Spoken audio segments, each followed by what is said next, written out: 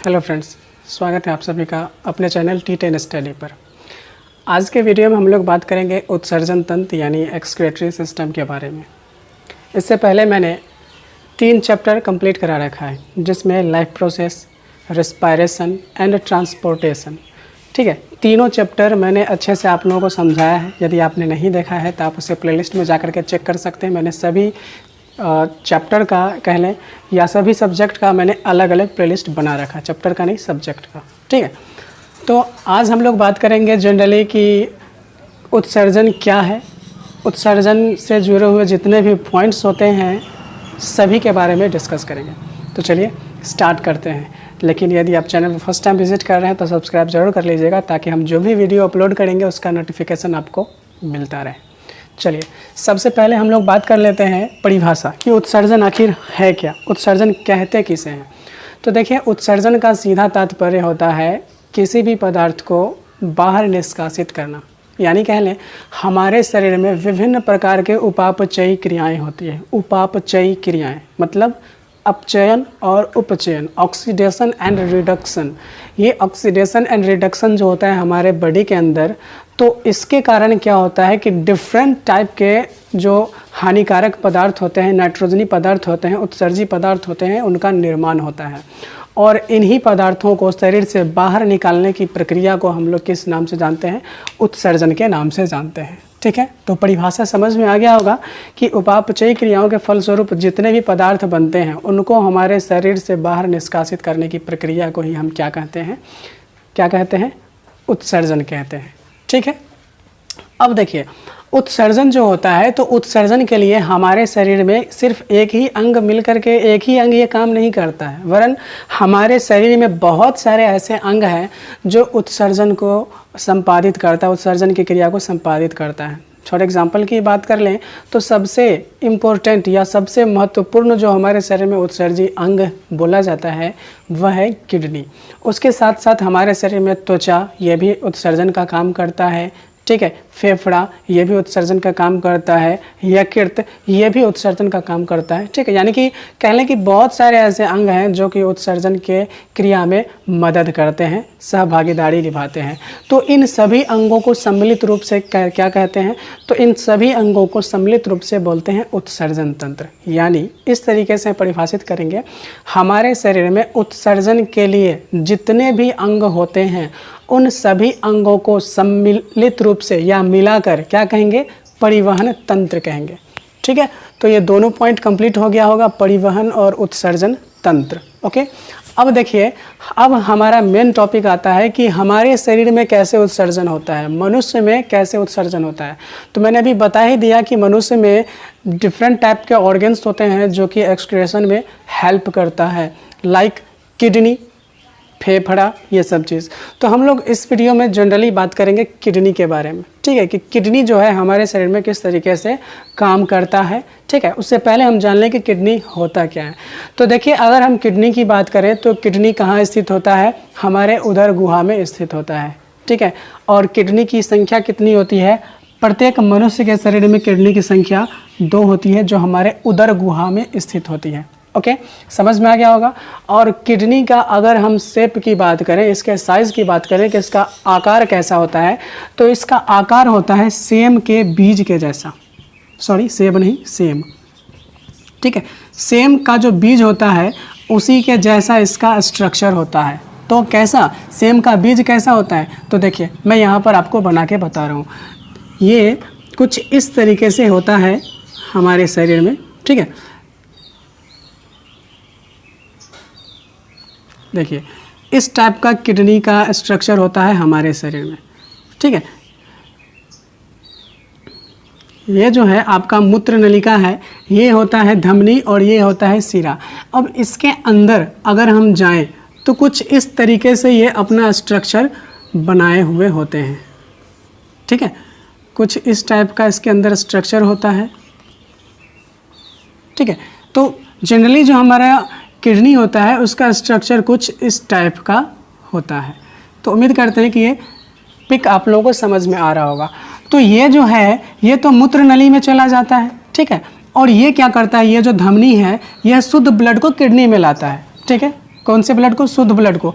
और ये जो है सिरा, ये क्या करता है? अशुद्ध ब्लड को, ठीक है। और यहाँ पर क्या होता है? इसका फिल्ट्रेशन होता है। अब एक चीज़ आप देख रहे होंगे कि ये जो इसका बाहरी भाग है, यानी कि ये बाहरी भाग जो है, इस बाहरी भाग को क्या बोलते हैं? तो इस बाहरी भाग को बोलते हैं कॉर्टेक्स। क्या बोलते हैं? कॉर्टेक्स बोलते हैं, ठीक है। क्या बोलते हैं? बाहरी भाग जो है इसको कॉर्टेक्स बोलते हैं। और ये जो आंतरिक भाग है इसको बोलते हैं मेड्यूला। क्या बोलते हैं? मेडुला। ओके, समझ में आ रहा होगा? ये जो बाहरी भाग है इसको क्या बोलते हैं? कॉर्टेक्स बोलते हैं। और ये जो आंतरिक भाग है, ये आंतरिक भाग जो है इसको क्या बोलते हैं? मेडुला बोलते हैं। तो एग्जाम में पूछा जाता है कि किडनी का जो बाहरी भाग होता है उसे किस नाम से जानते हैं? तो किडनी के बाहरी भाग को कॉर्टेक्स के नाम से जानते हैं, और इसका जो आंतरिक भाग होता है इसको किस नाम से जानते हैं? मेडुला के नाम से जानते हैं। ओके, देखिए मेडुला, एक होता है मेडुला और एक होता है मेडुला ऑब्लांगेटा। दोनों अलग अलग चीज़ें हैं, आप इसको सेम नहीं समझेंगे, बराबर नहीं समझेंगे। मेडुला जो है यह किडनी का आंतरिक भाग है, और अगर हम मेडुला ऑब्लांगेटा की बात करें तो ये मस्तिष्क का जो पश्च मस्तिष्क है उसका टाइप होता है, जिसमें मेडुला ऑब्लांगेटा, पोन्स वेरोलाई दोनों आते हैं, ठीक है। तो वो मस्तिष्क का भाग है, लेकिन मेडुला किडनी का भाग है, ठीक है। अब देखिए प्रत्येक जो किडनी होता है, किडनी की अगर हम साइज़ की बात करें, ठीक है, तो किडनी का लंबाई कितना होता है? किडनी की अगर हम लंबाई की बात करें तो लंबाई लगभग 11 से 12 सेंटीमीटर के करीब होता है। लंबाई कितना? 11 से 12 सेंटीमीटर, ठीक है। चौड़ाई की बात कर लें इसकी, तो चौड़ाई जो होती है, चौड़ाई कितनी हो जाएगी? तो चौड़ाई हो जाता है 6 सेंटीमीटर, ठीक है। अब किडनी की मोटाई की बात कर लें तो मोटाई कितना हो जाएगा किडनी का? किडनी का मोटाई हो जाएगा 3 सेंटीमीटर। देखिए इसको याद रखना एकदम आसान है, लंबाई, चौड़ाई, मोटाई। लंबाई सबसे ज़्यादा, यानी कि अब देखिए यहाँ पर 3 दूना 6, 6 दूनी 12, मल्टीपल करके होता चला जा रहा है। तो इस तरीके से आप आसानी से याद रख सकते हैं। किडनी का जो मोटाई होता है वह 3 सेंटीमीटर, चौड़ाई 6 सेंटीमीटर और लंबाई लगभग 11 से 12 सेंटीमीटर के करीब होता है। तो इसको आप आसानी से याद रख सकते हैं। ओके, उम्मीद करते हैं कि इतना पॉइंट आपको किडनी से रिलेटेड समझ में आ गया होगा। एक चीज़ और देख लेते हैं कि किडनी जो है, किडनी के ठीक ऊपर एक इम्पोर्टेंट पार्ट पाया जाता है जिसको हम लोग ग्लैंड कहते हैं। कुछ यहाँ पर इस तरीके से एक ग्रंथि होता है जिसको हम लोग एड्रिनल ग्लैंड के नाम से जानते हैं। क्या नाम है इसका? एड्रिनल ग्लैंड है इसका नाम, ठीक है। अब ये जो एड्रिनल ग्लैंड है इसको हिंदी में अधिवृक्क कहते हैं। अब अधिवृक्क का काम हमारे शरीर में बहुत ही इंपॉर्टेंट है। हम इसको डिस्कस करेंगे जब हम लोग पढ़ेंगे कंट्रोल एंड कोऑर्डिनेशन चैप्टर, तो उसमें अंतःस्रावी ग्रंथि और के बारे में बताया गया है। हालांकि बाह्यस्रावी के बारे में नहीं है, लेकिन अगर आप लोगों का रिक्वायर्ड होगा तो हम उसके बारे में भी डिस्कस कर लेंगे, ठीक है। तो अंतःस्रावी ग्रंथि है एड्रिनल ग्लैंड, जो कि किडनी के ठीक ऊपर पाया जाता है, ठीक है।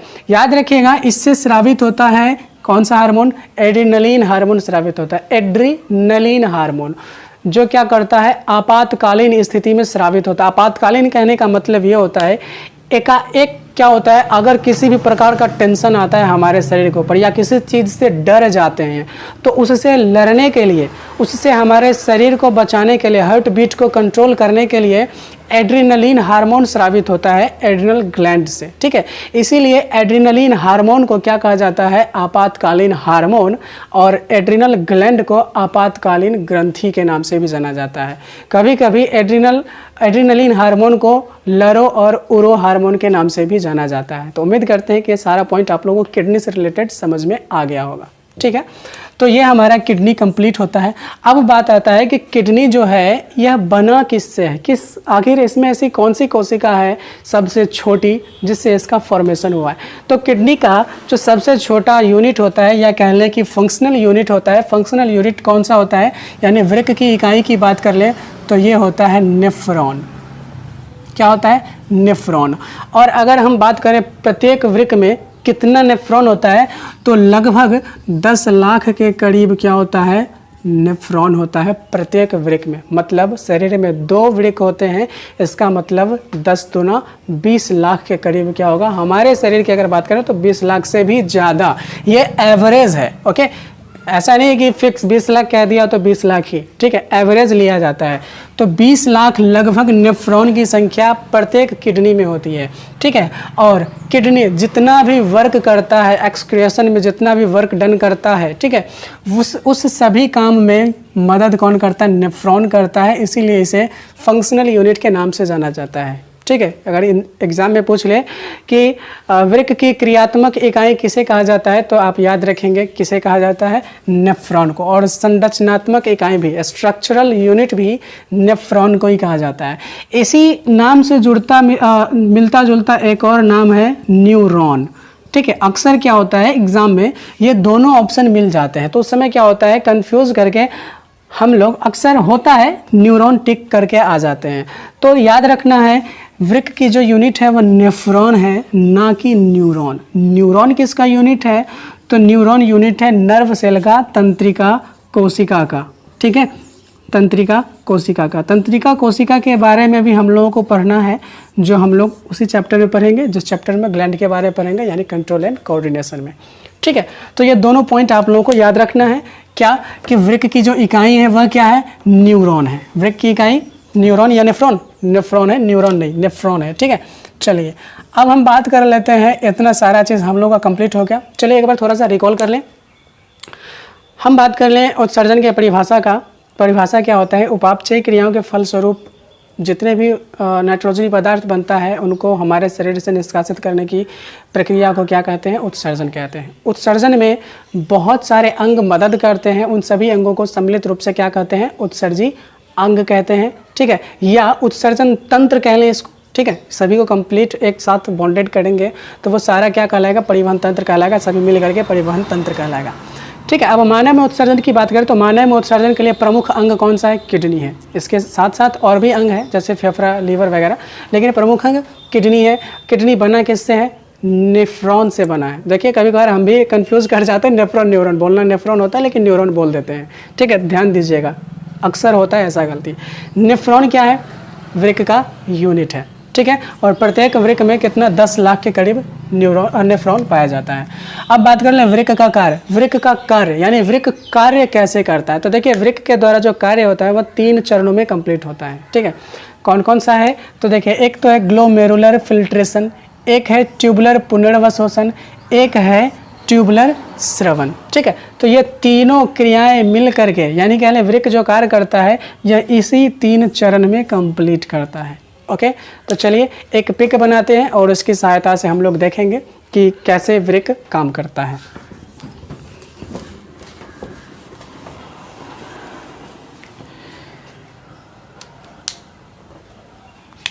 देखिए सबसे पहले हम क्या करेंगे? देखिए सबसे पहले जो वृक्क नलिका होता है उसका हम लोग स्ट्रक्चर बनाएं, क्योंकि देखिए कार्य की जब भी बात आएगी तो मैंने कहा था फंक्शनल यूनिट। फंक्शनल यूनिट कौन सा? नेफ्रॉन है, ठीक है। तो नेफ्रॉन के द्वारा ही ये तीनों काम किया जाएगा। तो देखिए अगर हम नेफ्रॉन का संरचना बनाएं, नेफ्रॉन का, तो नेफ्रॉन का संरचना कुछ इस टाइप का होता है। इसमें एक प्याले जैसी संरचना पाई जाती है, ठीक है। ये जो प्याला जैसा संरचना नज़र आ रहा है ये प्याले जैसी एक संरचना पाई जाती है और इसी को कहा जाता है बोमेन संपुट। बोमेन संपुट इंग्लिश में क्या कहते हैं? बोमेन कैप्सूल बोलते हैं, ठीक है। ये कुछ इस तरीके से नीचे की ओर आता है और नीचे थोड़ा नीचे आने के बाद ये पतला हो जाता है, ठीक है। क्या हो जाता है? पतला। और उसके बाद ये कुछ इस तरीके से है, ठीक है। देखिए स्ट्रक्चर आपसे एग्जाम में पूछा जाता है नेफ्रॉन का पिक बनाने के लिए, ठीक है। मैट्रिक का अगर आप स्टूडेंट हैं तो उसमें आपको पूछा जाता है नेफ्रॉन का पिक बनाने के लिए, तो देख लें किस तरीके से आप पिक बना सकते हैं, ठीक है। फिर देखिए जैसे यहाँ से पतला हुआ था, आगे चलने के बाद ये क्या हो जाएगा? फिर आगे जाने के बाद ये मोटा हो जाएगा, ठीक है, कुछ इस तरीके से। और ये आगे कहाँ? संग्राहक नली के साथ कनेक्ट हो जाएगा, संग्राहक नली, ठीक है। और ये जो संग्राहक नली है नीचे कहाँ चला जाएगा? मूत्राशय की ओर चला जाएगा। इसमें बहुत सारे और सेल इस तरीके से कनेक्टेड होते हैं, ठीक है। आप जब कॉपी पर ड्रॉ करेंगे तो यहाँ पर थोड़ा सा गैप जरूर छोड़ दीजिएगा। चलिए तो ये हमारा बन के आ गया एक न्यूरॉन का पिक, ठीक है। एक सिंपल सा न्यूरॉन का पिक है, मैंने इसको थोड़ा सा रफ बनाया है, ठीक है। आप लोग इसको बेहतरीन तरीके से बनाइएगा। देखिए प्रत्येक न्यूरॉन में क्या नेफ्रॉन में क्या होता है कि प्याले जैसी संरचना होती है और इस संरचना को हम लोग क्या बोलते हैं, बोमेन संपुट बोलते हैं। क्या बोलते हैं, बोमेन संपुट, यानी कि बोमेन कैप्सूल इंग्लिश में, ठीक है। अब इसी में क्या होता है कि इसके अंदर बहुत सारे कोशिकाओं का जाल होता है जो कि जाल के जैसा स्ट्रक्चर बनाता है। इस संरचना को हम लोग क्या बोलते हैं, इस संरचना को बोलते हैं ग्लोमेरुलस, ग्लोमेरुलस बोलते हैं, ठीक है। इससे एक नली निकलती है जो कि अपेक्षाकृत मोटा होता है। इससे दो नली निकलती है, एक नहीं, एक तो ये निकल करके आ गया और इसके साथ एक और नली ऐसे निकलती है, ठीक है, समझ में आ गया। ये नली इसके अपेक्षा मोटा होता है, तो इसको क्या बोलते हैं, इसको बोलते हैं अभिवाही धमनिका, अभिवाही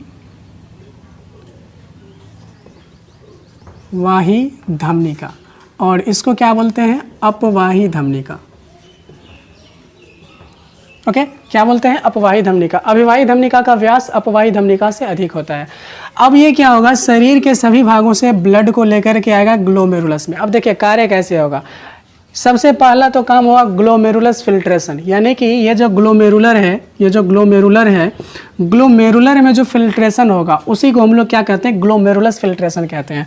अब शरीर के सभी हिस्सों से ब्लड जो है वह अभिवाही धमनिका के माध्यम से कहाँ आएगा, ग्लोमेरुलस में आएगा, और ग्लोमेरुलस में आने के बाद यहाँ पर क्या होता है, ये पतला सा जाल बनता है और ये एक पतला नली निकलता है। चूँकि इसका व्यास इससे मोटा था, अपवाही धमनिका से अभिवाही धमनिका का व्यास क्या था, ज़्यादा था, जिसके वजह से क्या होता है, यहाँ पर रक्त पर दबाव बनता है, सेल पर दबाव बनता है, जिसके वजह से क्या होता है, यहाँ पर प्रेशर के वजह से इसमें से जो नाइट्रोजनी पदार्थ होते हैं वो छन करके कहाँ जाते हैं, बोमेन संपुट में आ जाते हैं, छन करके, ठीक है।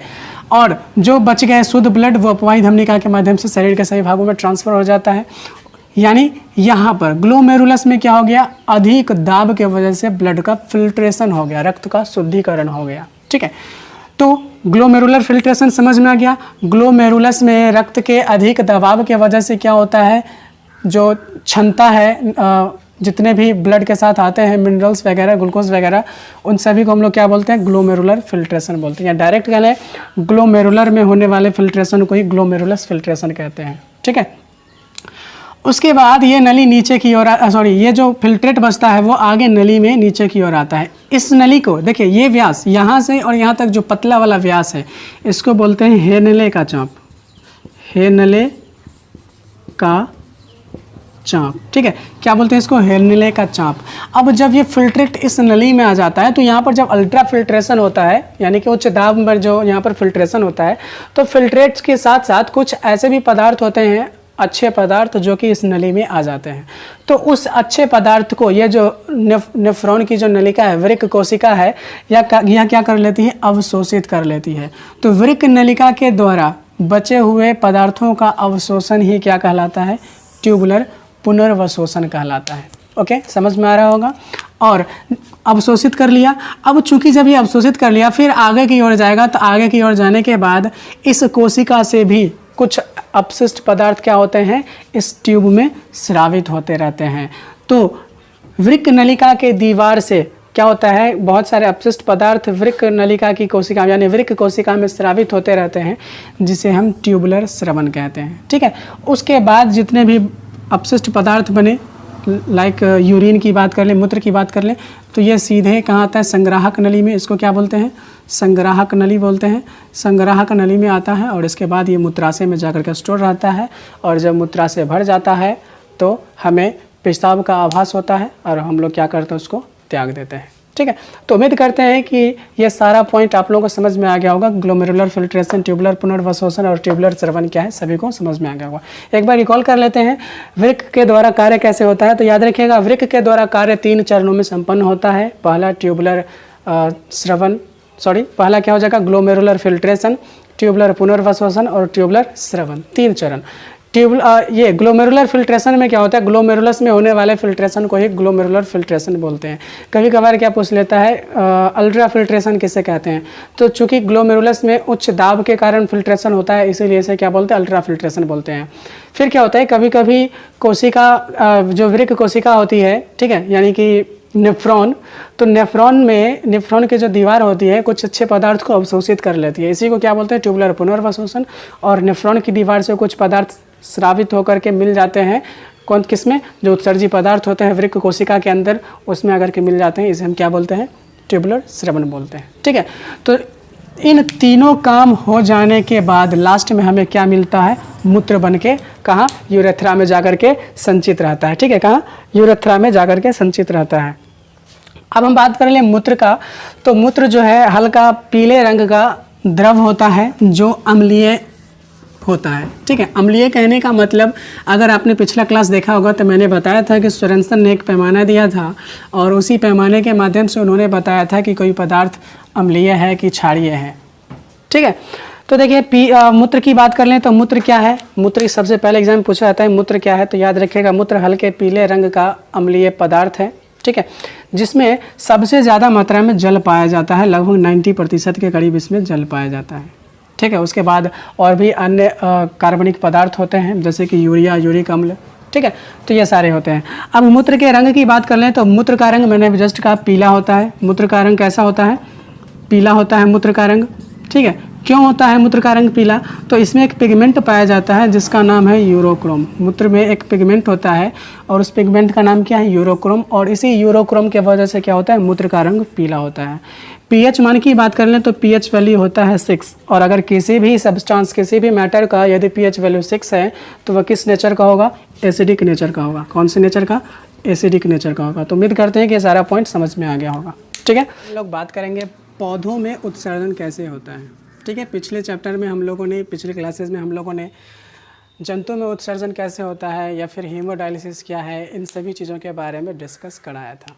ठीक है, छोटा सा वीडियो होगा 5 से 6 मिनट का, और इसमें हम लोग जनरली बात करेंगे कि जो निम्न श्रेणी के पौधे होते हैं या उच्च श्रेणी के पौधे होते हैं उनमें उत्सर्जन कैसे होता है। ठीक है, तो चलिए स्टार्ट करते हैं। देखिए, अगर हम पौधे की बात करें ना, तो पौधे में उत्सर्जन के लिए बहुत सारे अंग पाए जाते हैं, या यूँ कह लें डायरेक्ट कि पौधे में जितने भी पार्ट्स हैं, सभी पार्ट्स से क्या होता है, जितने भी एक्सक्रीटरी पदार्थ होते हैं, मैटर होते हैं, उसका क्या होता है, उत्सर्जन होता है। ठीक है, लेकिन पौधे में सबसे इम्पोर्टेंट है आपका रंध्र। ठीक है, रंध्र के बारे में अक्सर एग्ज़ाम में भी पूछा जाता है, स्टोमेटा के बारे में।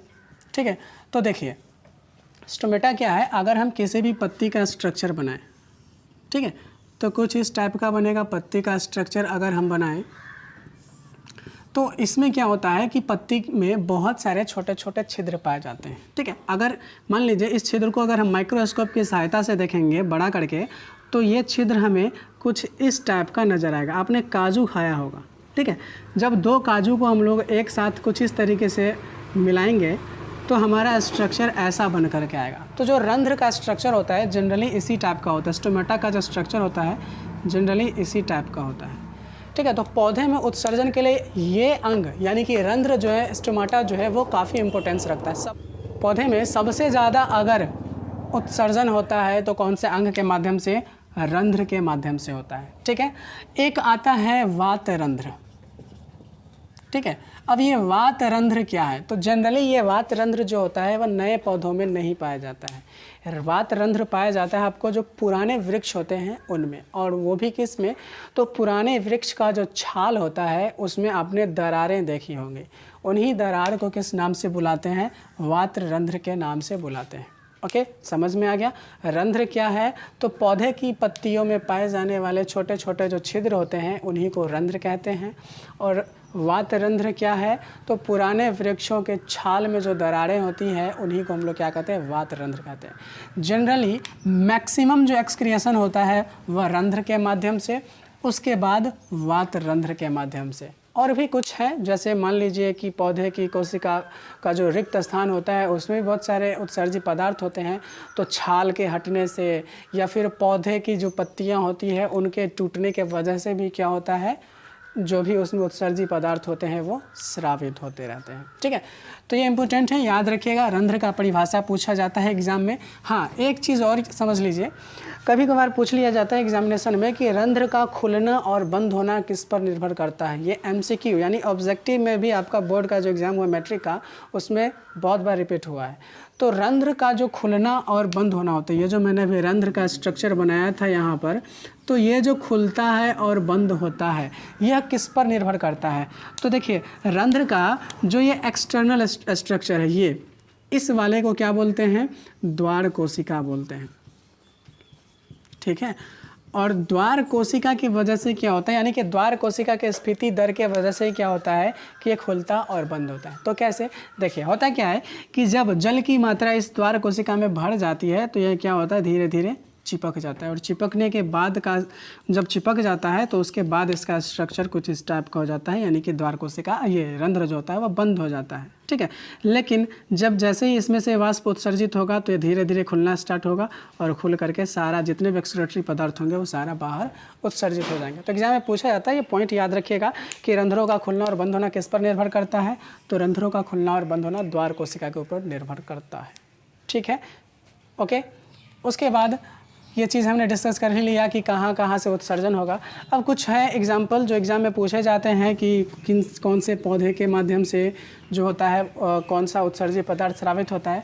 तो याद रखिएगा उत्सर्जी पदार्थ पौधे में लैटेक्स होता है आपका, ठीक है, गोंद होता है आपका, यह सब क्या है पौधे में उत्सर्जित होने वाले क्या है उत्सर्जी पदार्थ है। लैटेक्स किससे मिलेगा, आपका जो पीला कनेर होता है उससे आपको लैटेक्स, पीला कनेर से लैटेक्स नामक उत्सर्जी पदार्थ स्रावित होता है। गोंद किससे होगा, तो आपका जो बबूल होता है इससे आपका गोंद नामक उत्सर्जी पदार्थ स्रावित होते हैं। फिर रेजिन है, ठीक है, तो ये कुछ उत्सर्जी पदार्थ हैं जो कि पौधे में बनते हैं और इनका क्या होता है एक्सक्रिएशन होता है, ठीक है। तो जनरली प्लांट से इतना ही एग्जाम में पूछा जाता है, तो आप इतना कम से कम याद रखेंगे।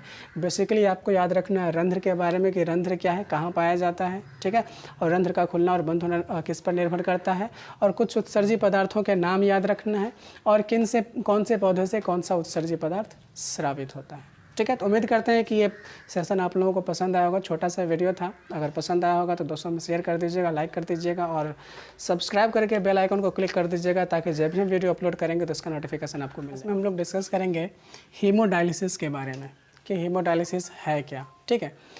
इससे पहले मैंने पिछला वीडियो में आप लोगों को उत्सर्जन तंत्र के बारे में बताया था, जिसमें मैंने मनुष्य में किस तरीके से उत्सर्जन होता है, उसमें कौन कौन से अंग भागीदारी लेते हैं, उन सभी के बारे में अच्छे से डिस्कस करा रखा है। यदि आपने उसे नहीं देखा है तो आप उसको देख लें ताकि हम आज जो भी चीज़ पढ़ाएंगे इस क्लास में वो आपको ईजिली समझ में आए। देखिए पिछले क्लास में मैंने कहा था उत्सर्जन का मतलब होता है कि हमारे शरीर में जितने भी उपापचय क्रिया के बाद हानिकारक पदार्थ बनते हैं उनका शरीर से बाहर निष्कासन की प्रक्रिया को ही उत्सर्जन कहते हैं। अब बात आती है कि मान लीजिए कि किसी कारणवश किसी व्यक्ति का किडनी जो है वह काम करना बंद कर दे या क्षतिग्रस्त हो जाए तो क्या होगा, ठीक है। हमने अक्सर सुना होगा कि किसी व्यक्ति का किडनी फेल हो जाता है, ठीक है। फेल होने का मतलब है कि काम करना बंद कर देना, ठीक है। तो जो काम करना बंद कर देता है तब क्या होगा, तो देखिए किडनी अगर काम करना बंद कर दे, क्षतिग्रस्त हो जाए, तो उनके शरीर में जितने भी उत्सर्जी पदार्थ बनते हैं उनका फिल्ट्रेशन नहीं हो पाएगा, क्योंकि हमारे शरीर में ब्लड के माध्यम से सारे चीज़ें सर्कुलेट होती हैं और ब्लड को फिल्ट्रेट करने का काम, शुद्ध करने का काम किडनी करता है। अब किडनी ही खराब हो जाए तो क्या हमारे शरीर में जितने भी नाइट्रोजनी पदार्थ बनते हैं, अपशिष्ट पदार्थ बनते हैं, उसका फिल्ट्रेशन हो पाएगा? नहीं हो पाएगा। तो उस समय क्या होगा, अगर किडनी खराब है तो उस व्यक्ति की मृत्यु हो सकती है, लेकिन अगर एक खराब है तो दूसरे से काम चलेगा, लेकिन दोनों खराब हो जाए तो क्या होगा, उसकी मृत्यु हो सकती है। लेकिन कुछ ऐसे भी तकनीक है जिसके माध्यम से क्या किया जाता है कि अगर दोनों किडनी काम करना बंद कर दे या क्षतिग्रस्त हो जाए तो उस स्थिति में हम लोग हीमोडायलिसिस का प्रयोग करते हैं, ठीक है। हीमोडायलिसिस क्या है, देखिए हीमोडायलिसिस को हिंदी में अपोहन के नाम से जाना जाता है, ये याद रखिएगा। कभी कभार इंग्लिश एग्ज़ाम में पूछ देता है, अगर हीमोडायलिसिस ना रहे तो अपोहन वर्ड यूज कर लिया जाएगा। तो हीमोडायलिसिस क्या है, हीमोडायलिसिस एक कृत्रिम तरीका है जिससे क्या किया जाता है, रक्त को शुद्ध करने का काम किया जाता है। अब हम लोग इस वीडियो में जनरली डिस्कस करेंगे कि हीमोडायलिसिस जब हम लोग कराने जाते हैं या कोई भी मरीज कराने जाता है तो वह वर्क कैसे करता है, काम कैसे करता है, और हीमोडायलिसिस में जो और सारे कंपोनेंट होते हैं उसका स्ट्रक्चर क्या है। तो चलिए स्टार्ट करते हैं सेशन को। और यदि आप चैनल पर फर्स्ट टाइम आ रहे हैं तो सब्सक्राइब ज़रूर कर लीजिएगा ताकि हम जो भी वीडियो अपलोड करेंगे उसका नोटिफिकेशन आपको मिल जाएगा। देखिए ये जो टॉपिक है इम्पोर्टेंट है, इससे रिलेटेड आपका जितने भी आप कॉम्पिटिटिव एग्जाम दे रहे हो उसमें भी क्वेश्चंस पूछे जाते हैं, या आप बोर्ड का एग्जाम दे रहे हो उसमें भी क्वेश्चन पूछे जाते हैं। तो चलिए स्टार्ट करते हैं। देखिए मैंने यहाँ पर एक हाथ का सिंबल बनाया है, हाथ का एक पिक बनाया है, जिसमें ये जो मोटी नली है जिसको मैंने ब्लू कलर से इंडिकेट किया है वो है आपका धमनी, ठीक है। और ये जो पतला नली है उसको हमने इंडिकेट किया है सिरा से। आपने जब पढ़ा होगा ट्रांसपोर्ट चैप्टर तो उसमें मैंने बताया था जो धमनी है वह किस प्रकार के ब्लड का सर्कुलेशन कराता है। तो धमनी जो है वह प्योर ब्लड का सर्कुलेशन कराता है, ऑक्सीजनेटेड ब्लड का, और सिरा जो है यह इम्प्योर ब्लड का यानी कि डीऑक्सीजनेटेड ब्लड को क्या करता है, सर्कुलेट कराने का काम करता है। अब देखिए हम जब भी डायलिसिस कराने जाते हैं तो डायलिसिस कराने के लिए एक यंत्र का यूज किया जाता है जो ये है। इसमें क्या होता है, इस यंत्र में जनरली क्या होता है, एक टंकी होता है। ये आपको एक टंकी नज़र आ रहा होगा। इस टंकी को किस नाम से जानते हैं, डायलाइजर के नाम से जानते हैं, ठीक है। सारा काम मेन वर्क जो होता है डायलाइजर में ही होता है, ठीक है। अब क्या होता है कि जब डायलाइजर से, देखिए यहाँ पर दबाव मापक यंत्र, प्रतिस्पंदक, ये सारी चीज़ें हम लोग डिस्कस करेंगे। अब धमनी में क्या किया जाता है, इस डायलाइजर से जो नली निकलती है उसको चुभो दिया जाता है ताकि ब्लड धमनी के माध्यम से इस डायलाइजर में भेजा जाए, ठीक है। अब जैसे ही इसको धमनी में चुभोया जाएगा तो यहाँ से ब्लड निकल करके आएगा, लेकिन जब ब्लड इस नली में आता है तो ब्लड का जो टेम्परेचर होता है उसको क्या कर दिया जाता है, कम कर दिया जाता है 0 डिग्री सेल्सियस तक, ठीक है। अब बात आती है कि अगर कोई भी लिक्विड है अगर उसका टेम्परेचर कम कराएंगे तो क्या होगा कि उसका जो अवस्था होता है वह चेंज हो जाता है। अगर मान लीजिए कि यहाँ पर द्रव की अवस्था में हमारा ब्लड सर्कुलेट करता है बॉडी में, लेकिन जैसे ही डायलाइजर में भेजने के लिए हम लोगों ने ब्लड लिया बॉडी से तो उसको हम लोगों ने ठंडा कर दिया 0 डिग्री सेल्सियस तक ताकि ख़राब ना हो। अब 0 डिग्री सेल्सियस पर आएगा तो क्या होगा कि इसकी अवस्था बदल जाएगी, यानी कि सॉलिड स्टेट में आ जाएगा। अब सॉलिड स्टेट में आएगा तो क्या इसका परिवहन होगा, एक जगह से दूसरे जगह तक जाएगा, नहीं जाएगा। क्यों नहीं जाएगा, क्योंकि कोई भी सॉलिड जो होता है उसके जो कण होते हैं वो काफ़ी नज़दीक होते हैं, काफ़ी क्लोज होते हैं, जिसके कारण वो एक दूसरे के ऊपर फिसल नहीं पाएंगे और बह नहीं पाएंगे। तो क्या किया जाता है, इसमें एक प्रतिस्पंदक का यूज किया जाता है। भले ही 0 डिग्री सेल्सियस तक ठंडा किया जाता है, लेकिन एक प्रतिस्पंदक का यूज किया जाता है ताकि इसकी जो अवस्था है वह तरल ही रहे, सॉलिड में कन्वर्ट ना हो। ओके, तो क्या होता है जब यहाँ से ब्लड आता है, ठीक है, तो यहाँ पर आने के बाद यहाँ से पंप किया जाता है। जैसे हमारे शरीर में हार्ट ब्लड को पंप करने का काम करता है, उसी तरीके से यहाँ पर एक्सटर्नल पंप होता है जिसके वजह से ब्लड को पंप करके कहाँ भेजा जाता है, डायलाइजर में। लेकिन जब पंप किया जाता है तो उस समय, उससे पहले, डायलाइजर में भेजने से पहले यहाँ पर दबाव मापा जाता है कि हाँ जो हम प्रेशर दे रहे हैं वह ठीक है कि नहीं डायलाइजर के लिए, ठीक है। यानी कि यहाँ पर जो फिल्ट्रेट होगा तो उसके लिए प्रेशर सही है या नहीं है, इसीलिए यहाँ पर दबाव मापक यंत्र का यूज किया जाता है। अब जैसे ही हम इसको पंप करेंगे तो यहाँ से ब्लड आएगा डायलाइजर में। डायलाइजर में बहुत सारे लिक्विड भरे होते हैं, ठीक है। अब इस लिक्विड को क्या बोलते हैं, तो इस लिक्विड को बोलते हैं, इधर लिख दे रहे हैं, इस लिक्विड को बोलते हैं डायलिसिस फ्लूइड। क्या बोलते हैं, डायलिसिस